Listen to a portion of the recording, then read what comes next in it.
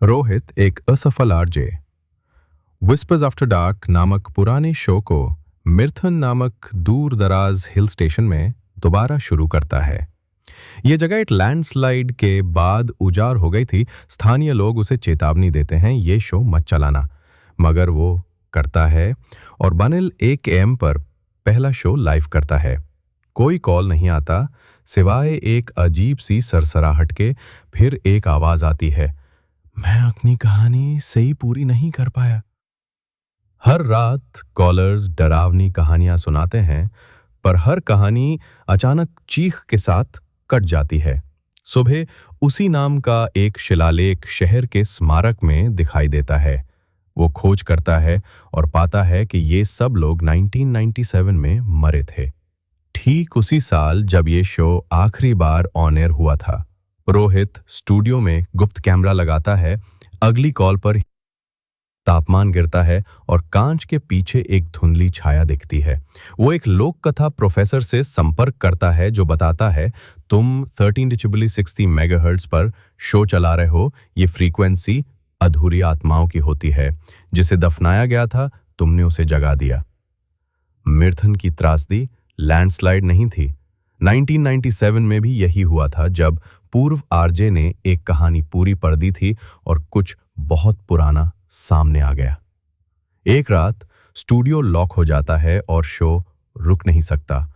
एक कॉलर कहता है, वो आ रहा है, मैं उसे देख सकता हूं।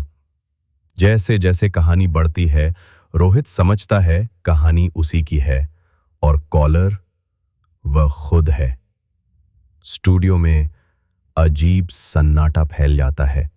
शीशे में 1997 वाला आरजे प्रकट होता है और बुदबुदाता है, शो को रुकना नहीं चाहिए। एक ऐसी कहानी की वापसी जो पहली बार स्टैनिक में फुसफुसाई गई थी। जैसे ही आरजे हर्षित कपूर शापित कहानी की आखिरी पंक्ति पढ़ता है, पूरा रेडियो स्टेशन अंधेरे में डूब जाता है। कंट्रोल रूम में रखी सभी रिकॉर्डिंग टेप्स पिघल जाती हैं। मृतक के सभी गांव वालों को एक ही सपना आता है, एक छाया बिना चेहरे की जो फुसफुसा रही है, मेरी कहानी अगली बनाओ। रातों रात 47 लोग रहस्यमयी तरीके से गायब हो जाते हैं। सरकार इसे भूस्खलन घोषित करके क्षेत्र को सील कर देती है, पर एक इंटर्न मीरा जीवित बचती है और छिप जाती है। वो कहती है, ये प्रकृति नहीं थी, ये एक फ्रीक्वेंसी थी जो खुद सुनाई थी। एक गुप्त अनुसंधान इकाई उस छोड़े गए स्टेशन को प्रोजेक्ट एकोथीर के नाम से संभालती है। उनका मिशन फ्रीक्वेंसी 13.66 को डिकोड करना। उनकी खोजें, ये सिग्नल केवल अमावस्या की रातों को सक्रिय होता है। रिकॉर्डेड आवाजें अजीब भाषाओं में होती हैं, लेकिन उल्टा चलाने पर गायब हुए लोगों के नाम सुनाई देते हैं। एक गुप्त रिपोर्ट में लिखा है, एक वैज्ञानिक का दावा है कि उसे कॉल आई थी अपने अजन्मे बच्चे से। प्रमुख वैज्ञानिक अचानक गायब हो जाता है। उसके आखिरी शब्द थे, मैंने खुद को अंदर से चीखते सुना। प्रोजेक्ट रद्द कर दिया जाता है। जब रोहित शो को फिर से शुरू करता है, वो अनजाने में एक लूप खोल देता है। समय के आर पार की एक दरार। अब न केवल आत्माओं की कॉल आती हैं, बल्कि समय की परछाइयां भी दिखाई देने लगती हैं। वीडियो फ्रेम में रोहित के चेहरे पे कभी कभी 1917 का आरजे झलकता है। एक टूटी दीवार के पीछे मीरा का पुराना प्रेस कार्ड पड़ा मिलता है। एक धीमी आवाज, इस बार इसे पूरा करो। अब कॉल्स में रोहित को भविष्य की घटनाएं सुनाई देती हैं, कुछ सेकंड पहले ही, लेकिन इसकी कीमत चुकानी पड़ती है। हर बार सुनने के बाद उसकी तस्वीरों से उसका चेहरा धीरे धीरे गायब होने लगता है। उसकी आवाज स्टूडियो से बाहर भी स्टैटिक जैसी होने लगती है। आखिरी कॉल, मैं रोहित हूं, अगर तुम इसे सुन रहे हो तो मैं वो गलती कर चुका हूं, पर शायद तुम अब भी बच सकते हो। स्टूडियो कभी खाली नहीं था। रोहित की आखिरी कॉल अब भी रिकॉर्डर पे गूंज रही, लेकिन सवाल ये है, वो कॉल भेजी किसने और क्या कोई अब भी उस फ्रीक्वेंसी को सुन रहा है?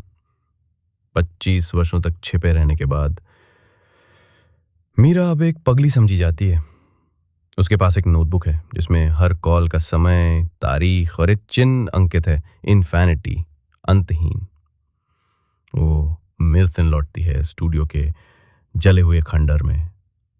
वहां एक कंप्यूटर स्क्रीन अपने आप ऑन हो जाती है। स्क्रीन पे एक नाम टाइप होता है, सानवी। सानवी एक युवा पॉडकास्टर सोल स्क्रिप्ट्स पे भूला हुआ सिंगल के रहस्य को उजागर करने का प्रयास करती है। उसकी माँ बचपन में लापता हुई थी और मीरा के पुराने रिकॉर्ड्स में उस माँ की आवाज एक कॉल्स में पाई जाती है। मत बोलो कहानी पूरी, वो सुन रहा है। सानवी को समझ आता है कहानी अधूरी रहनी चाहिए। तभी दरवाजा खुलता है। मीरा सामने खड़ी है। सानवी और मीरा उस पुराने ट्रांसमीटर को फिर से चालू करते हैं, लेकिन इस बार सिर्फ सुनने के लिए, बोलने के लिए नहीं। वे जो सुनते हैं पिछले शो की आवाजें जो कभी रिकॉर्ड ही नहीं हुई, बच्चे की हंसी उसी सुर में जो अजन्मे कॉल का था, और एक आवाज जो खुद को पहचानती है। मैं सोल स्क्रिप्ट्स हूं। मैं वो कहानियां हूं जो अधूरी रह गई थी। मीरा की सांसें अब टूट रही हैं। वो कहती है हर 13वीं अमावस्या को वो एक कहानी पूरी करवाता है, और जो पूरी करता है वही अगली आवाज बनता है। सानवी तय करती है वो फाइनल चैप्टर नहीं बोलेगी, पर आवाजें लौटती हैं, उस पर काबू पाने लगती हैं। उसे बचा सकती है सिर्फ एक चीज, श्रोताओं की खामोशी। सोल स्क्रिप्ट्स, अब तुम हो।